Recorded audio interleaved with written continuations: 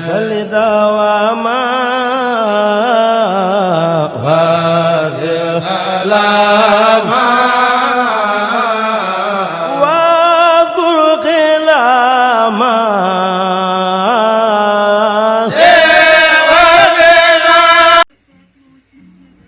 Sénégal nuyu naa leen man la Cheikh Thiam ambassadeur de la jeunesse non maraboutique de Touba sama vidéo bi maa ngi ko dégtal président de la République son excellence monsieur Macky Sall ci discours bi mu def bi mu demee Touba bërki démb mu tooy sama xol parce que dama ci déglu sénégalais yu bari déggul président dafa jël micro ni soxlawuma ku ma sant soxlawuma ku ma gërëm ndax li may war def sama wareef la sama diggante ak dëkk bi kooku diversion la wala boog métaphore dafa léegu ni man ngeen votel maa ngeen bañ maa votel sama yoon nekku ci li may def dama ko war def foofu mu ngi ñuy xëcc bëgg a xam lu tax voté luñu ko et bu dee problème mu cant amul problème bi parce que xalif général la ko daral yàlla na fi yàgg te wér ak Serigne Bass Abdou Khadir te kenn ku nekk ci ñoom ñaar teel na boppam micro bi sant ko gërëm ko moom jëmmi président de la République kon question bi muy posé mooy lu tax waa Touba duñ la voté man maa la koy wax man ambassadeur de la jeunesse non maraboutique de Touba président déglu ma attentivement c'est pas parce que waa Touba dañoo am problème ak yow sa jëmm wala dañ laa bañ déedéet yàlla dafa dogal nga sol mbubbu biir Touba moo xam ni yow xamoo couleur bi te mbub mi tailleur bi ko ñëw 1960 la tàmbali bañ ko ñëweeg léegi keneen ku mënoon di nekk président de la République ci situation yi ñuy dund ñun waa Touba ci moment bi tamit waa Touba duñ la voté moom laa la bëgg a décortiquer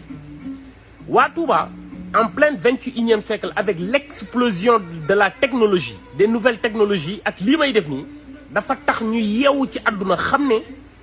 complot bi nga xam ne mi ngi dox ci politique gu Sénégal de 1960 à nos jours politique yi ak les chefs religieux du Sénégal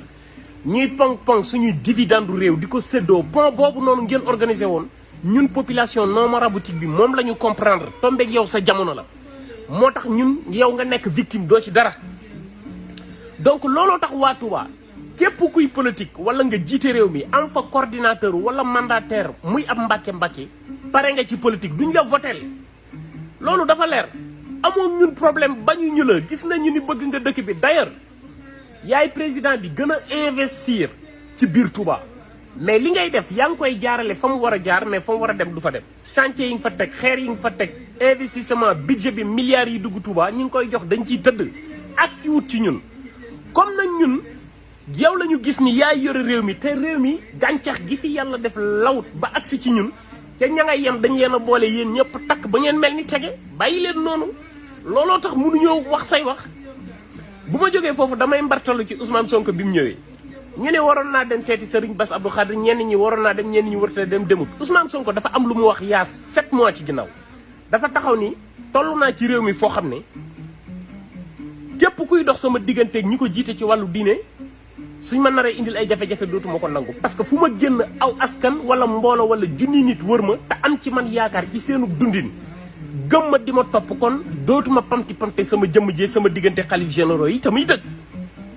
donc dem na fa demu fa loolu amul problème loolu jërul xeex et puis jàpp naa ni ku ñëw Touba bu la xalif général de Mouride dalalee mooy gis nga ñëpp jërë ngeen jëf